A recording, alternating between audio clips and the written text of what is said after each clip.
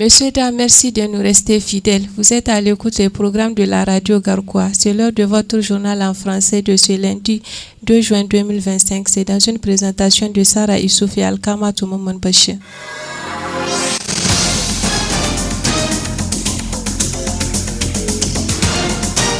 Au sommaire de cette édition, la dynamique des syndicats de l'éducation entame à partir de ce lundi 2 juin 2025 une grève de 5 jours.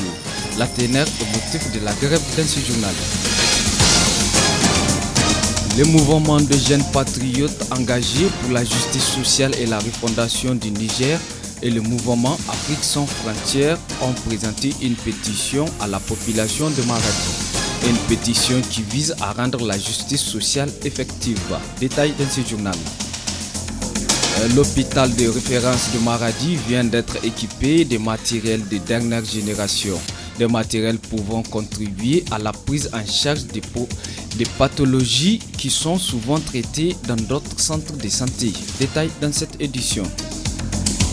Les pays membres de la Confédération de l'AES ont annoncé dans un communiqué officiel ce samedi 30 mai 2025 un projet de cour pénale et une prison dans le but de renforcer leur coopération judiciaire et pénitentiaire. Actualité internationale au Nigeria, au moins 150 décès ont été enregistrés dans la ville de Mokowa suite aux inondations occasionnées par les fortes pluies du mercredi du 28 et 29 mai 2025. Messieurs, dames, bonjour. Comme annoncé dans les sommaires, les syndicats des enseignants regroupés au sein de la dynamique des syndicats ont entamé ce matin une grève de 5 jours. Ce débrayage marque un durcissement du ton de la part des enseignants qui passent d'un mot d'ordre de 3 jours à une cessation de travail de 5 jours. Pour Farsanté Magaji, secrétaire général du SINASEB, membre de la dynamique, cette grève traduit clairement les attentes des enseignants vis-à-vis des autorités quant à une amélioration de leurs conditions de traitement.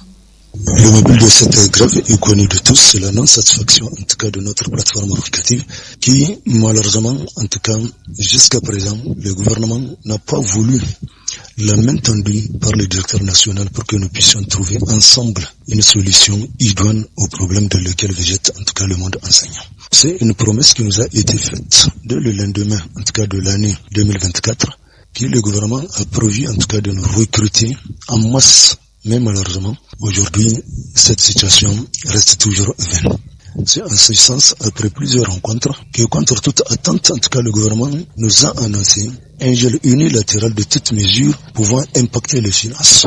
Nous avons eu des débats quand même fructueux avec le Conseil national de dialogue social et aussi l'association des parents d'élèves qui, d'ailleurs, même cette dernière a pris l'engagement en tout cas de rencontrer le président de la République pour lui soumettre cette question. Le directeur a toujours la main tendue envers tout le monde parce que tout ce que nous sommes, nous avons coutume de le dire que nous avons tous devant nous l'école.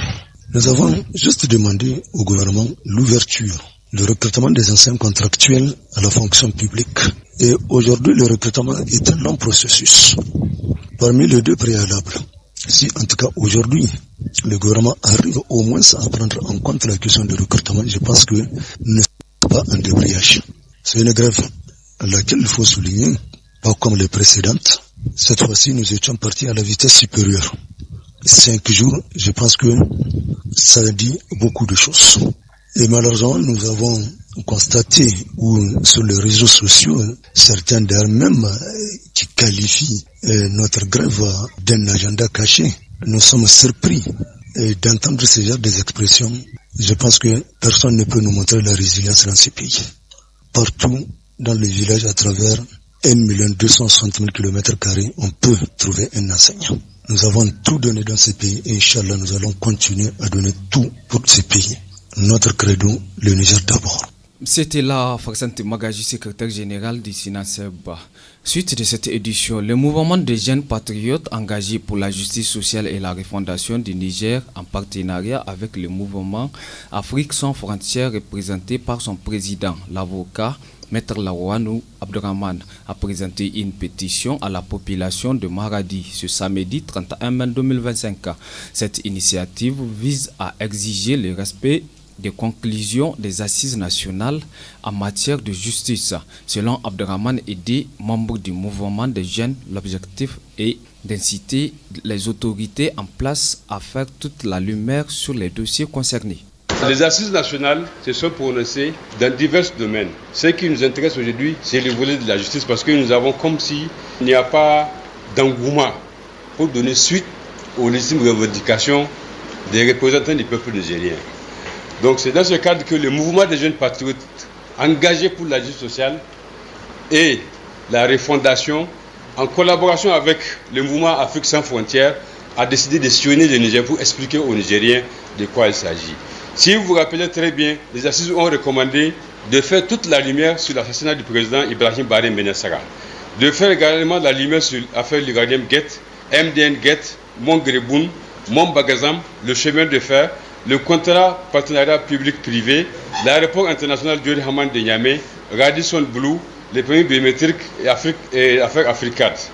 Également de rendre justice aux martyrs de l'ISN, aux martyrs de Terra, aux martyrs d'Inates, de Chinagoder, de Petelkoli, de Bosso, de Karamga, de Bultungur, de Toumour et de toutes les victimes des tragédies au Niger. Les assises ont également recommandé de rendre justice aux candidats admis au concours des douanes, du ministère des Affaires étrangères, du ministère des Finances, des sapeurs-pompiers, de rendre justice également aux contracteurs d'enseignement non recrutés. Rendre justice également aux 800 licenciés de la mairie de la ville de Niamey, aux 200 travailleurs de la Somaï, également de la Cominac, en faisant un audit sur la fermeture de cette société. Rendre justice pour tous les cas d'abus de l'administration publique, rendre justice aux femmes en matière de prise en charge médicale, d'allocation familiale et de pension pour les veuves. Rendre justice aux militaires radiés. Maintenir les recommandations et les résolutions des assises nationales telles remises au chef de l'État, président de la République, chef de l'État. Donc ce sont là les motifs qui nous ont poussés à aller dans cette démarche-là. C'est une démarche que l'article 39 du Code de procédure pénale nous autorise. Tout Nigérien a le droit de porter plainte ou bien de dénoncer devant le procureur général de la République. Donc c'est dans cet élan que nous sommes venus à la région de Maradi, parce que vous êtes désormais le bon focus de représentant. On ne peut pas dans un pays de droit, un pays normal, faire vivre au peuple l'injustice en continu, sans que personne ne puisse dire un mot. Les gens ont raconté du n'importe quoi quand on avait commencé cette histoire-là, parce que nous avons senti comme si le peuple a été abandonné par l'ensemble des masses qui devront les défendre par rapport à ces dossiers. Tout le monde s'est rallié au CNSP, tout le monde s'est traduit et s'est réduit en comité de soutien. Alors que notre première mission, c'est de dénoncer tout ce que le travail que pose un régime. Ce n'est pas d'accompagner un régime. On peut accompagner un régime s'il fait du bien, on peut le dire, parce qu'on ne peut pas faire que dénoncer des activités. Dans le même contexte, pour Abdou Denneito, acteur de la société civile, une véritable refondation passe nécessairement par le traitement de ces dossiers. Même s'il faut pardonner et aller de l'avant comme le souhaite le président Tchani, il est essentiel que les Nigériens sachent ce qui s'est réellement passé, a-t-il déclaré. C'était aux assises nationales et aux assises, tout ce qui a été dit dans la pétition, c'est ce qui devrait être mis en action. Ça fait partie des résolutions des assises et pour la mise en œuvre, c'est ça qui est difficile et c'est pourquoi ils sont venus rappeler. Parce que depuis les assises jusqu'à ce jour, rien n'a bougé. Et voilà les raisons pour lesquelles ces jeunes-là, avec l'avocat Leroy, ils sont venus pour nous rappeler, pour nous demander de signer les pétitions, pour leur donner le courage de s'engager, pour exiger ce que les assises ont conclu, ont accepté de faire la mise en œuvre. Nous savons que c'est dans le domaine de la justice. On demande la lumière sur l'assassinat de Baré, sur ce qu'on a appelé l'Uranium Gate, l'affaire du ministère de la Défense. Est-ce que, en tant qu'acteur de la société civile, vous avez espoir qu'un jour lumière sera faite sur ces dossiers? C'est ce qu'on a toujours espéré. Et vous savez, comme a dit le général d'armée Tchani, pardonner et continuer. Nous sommes d'accord pour pardonner, mais il faut qu'on sache qu'est-ce qui s'est passé réellement. Comment Baré a été tué et qui sont les responsables. Ça c'est un. Uranium Gate, il faudrait qu'on sache les 200 milliards qu'on parle. Est-ce que c'est les biens du Niger, c'est les biens de l'État du Niger, ou bien c'est les biens de la France, ou qu'est-ce qui s'est passé réellement? Il faudrait qu'on sache, une fois qu'on arrive à connaître la réalité des choses, là, on peut continuer. Et c'est ça, on ne peut pas faire la refondation sans connaître la vérité. Mais une fois qu'on connaisse la vérité, Donc c'est très facile de refonder. En tant qu'acteur de la société civile, vous appréciez cette démarche? Je suis entièrement d'accord avec cette démarche parce que, comme j'ai eu à le dire tantôt, les assises ont accepté. Ça fait partie des résolutions des assises et il faudrait qu'il y ait une mise en œuvre. Et pour la mise en œuvre, c'est ça qu'ils ont rappelé. Et je suis entièrement d'accord que ça soit mis en œuvre pour savoir qu'est-ce qui s'est passé réellement et avancer de là. L'hôpital de référence de Maradi est désormais équipé de matériel de dernière génération permettant la prise en charge des pathologies qui jusque-là ne pouvaient être traitées que dans d'autres centres, tels que l'insuffisance rénale nécessitant la dialyse ou encore les examens par IRM. Selon le directeur de l'hôpital, ces équipements viennent renforcer un plateau technique déjà bien fourni. Au niveau matériel, plusieurs spécialités ont été équipées. Notamment, je vais commencer par l'orthopédie traumato, qui a reçu des matériels dont ce qui nous intéresse ici, c'est les matériels qui vont permettre de faire des gestes pour lesquels le Niger fait des évacuations à l'étranger, notamment en prothèse de hanche intermédiaire et en prothèse totale de hanche, et également en chirurgie endoscopique traumato-orthopédique. Et également d'autres ancillaires qui vont permettre de faire des gestes pour lesquels on évacue vers Niamey par exemple. Également, la neurochirurgie a été équipée pour du matériel pour la chirurgie des tumeurs du sang, pour lesquels également on évacuait avant vers d'autres centres, surtout Niamey, qui disposaient de cette boîtes. Et également des équipements pour l'ORL. Le service d'ORL a été entièrement équipé en matériel de chirurgie endoscopique, en matériel de chirurgie pour le tympan, pour lequel également le Niger évacue, et en matériel de chirurgie de l'oreille, pour lequel également, et d'implant cochléaire, pour lequel également le Niger évacue. Il y a également des cabines de biométrie et qui sont là pour servir d'exploration du service. Au niveau de stomato également, on a plus ou moins augmenté la capacité de service par la mise en place d'une troisième table dentaire et d'autres matériels de chirurgie maxillo-faciale. Surtout des moteurs qui vont permettre beaucoup plus de faciliter les implants en maxillo-facial. Également la dotation du service de kiné avec des matériaux qui vont permettre de faire une kiné beaucoup plus adaptée aux besoins du malade. Mais aussi en neurologie, vous avez vu où on a des matériels pour lesquels l'hôpital est doté et seul au niveau des hôpitaux nationaux, Maradi en dispose pour les explorations en neurophysiologie. Voilà donc une partie, si vous voulez, de ces matériels, l'imagerie également, qui a été équipé d'un appareil nouvelle génération numérique, adapté aux malades, programmable et qui n'a pas besoin d'une manipulation. Il suffit de le programmer celui qui s'adapte au patient, à la taille, au poids, et ainsi de suite. Et donc cela va permettre de faire des examens beaucoup plus pointus et beaucoup plus précis. En plus de ça, on a également acquis au niveau des bâtiments, des infrastructures, notamment le bâtiment de la néphrologie. Vous savez que Maradi évacue pour tous ces malades insuffisants rénaux pour les dialyses ailleurs. Maintenant, le bâtiment est terminé. Au niveau du mobilier, c'est équipé. Il reste maintenant les machines qui sont en cours de route. Et nous espérons commencer la dialyse d'ici peu, Inch'Allah. Il y a également le laboratoire d'anatomie et de cytologie pathologique qui est également terminé, pour lequel les équipements sont déjà là. C'est juste un transfert qu'on va faire pour continuer les activités dans ce domaine-là. Et également, au niveau d'autres bâtiments et d'autres appareils, on a eu le scanner 64 barrettes que l'État a acheté pour tous les hôpitaux. Maradi aussi a bénéficié. Il est là, à Maradi. Les bâtiments sont finis, l'installation est en cours. Anorexie, boulimie, hyperphagie, etc. Ces mots restent méconnus dans notre société, mais les réalités qu'ils décrivent touchent de plus en plus de jeunes. À l'occasion de la Journée mondiale des troubles du comportement alimentaire, nous nous sommes intéressés à ce phénomène à Maradi. Cause, signes et prise en charge dans ce reportage de Chamou Issa Moussa. Ils mangent trop ou plus du tout. Certains cachent leur mal-être derrière un sourire. D'autres s'enfoncent dans le silence. Les troubles du comportement alimentaire ou TCA sont des maladies psychiques liées à la relation avec la nourriture et le corps.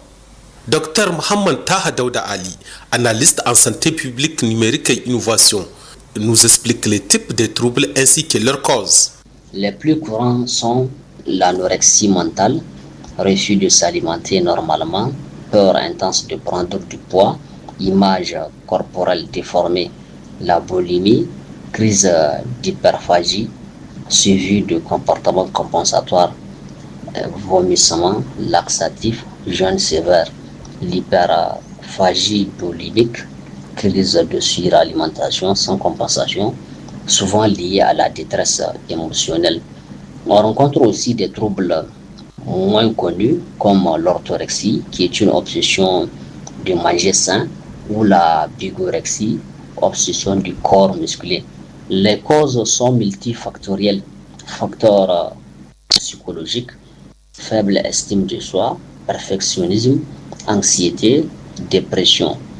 Facteurs sociaux, pression des réseaux sociaux, normes esthétiques irréalistes, stigmatisation du poids.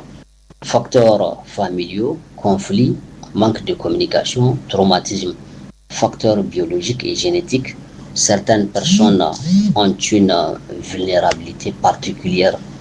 Il y a des signes cliniques qui doivent alerter la personne sur la présence de ces troubles alimentaires dans la vie. Des signes que Dr Mohamed Daha nous explique.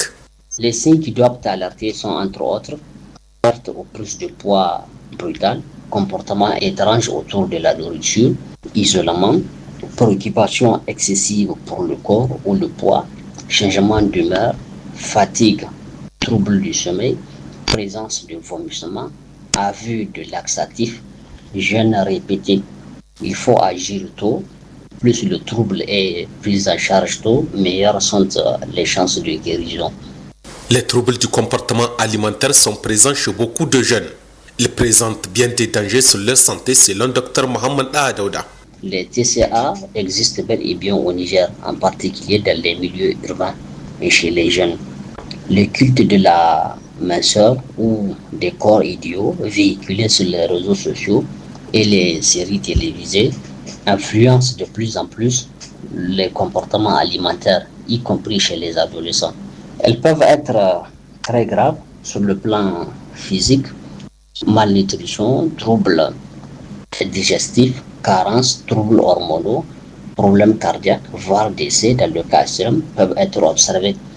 Sur le plan mental, dépression, anxiété, isolement social, perte de confiance, idées suicidaires. Ce sont des troubles à prendre au sérieux au même titre qu'une maladie chronique. La prise en charge des troubles de comportement alimentaire est bien possible, même si elle demande assez de temps. Oui, on peut guérir, mais cela demande du temps, de la patience et un accompagnement pluridisciplinaire. Une prise en charge psychothérapeutique, thérapie comportementale notamment, une consultation nutritionnelle, non pas pour imposer un régime, mais pour établir une relation saine avec l'alimentation, parfois un suivi médical pour traiter les complications physiques et surtout l'implication de la famille, du milieu scolaire ou professionnel pour soutenir la personne sans la juger. Au-delà des chiffres, il y a des vies, des jeunes qui souffrent en silence. À Maradi, briser le tabou est une urgence. Reconnaître un trouble, c'est déjà le premier pas vers la guérison. En parler, c'est protéger nos jeunes, car leur santé mentale est aussi précieuse que leur santé physique. Fin de cette édition d'information. À la réalisation Mustafa Maïnassara, présentation Sarah Issouf et Alkama Toumama Bachir. Le programme continue sur la radio Garkoua.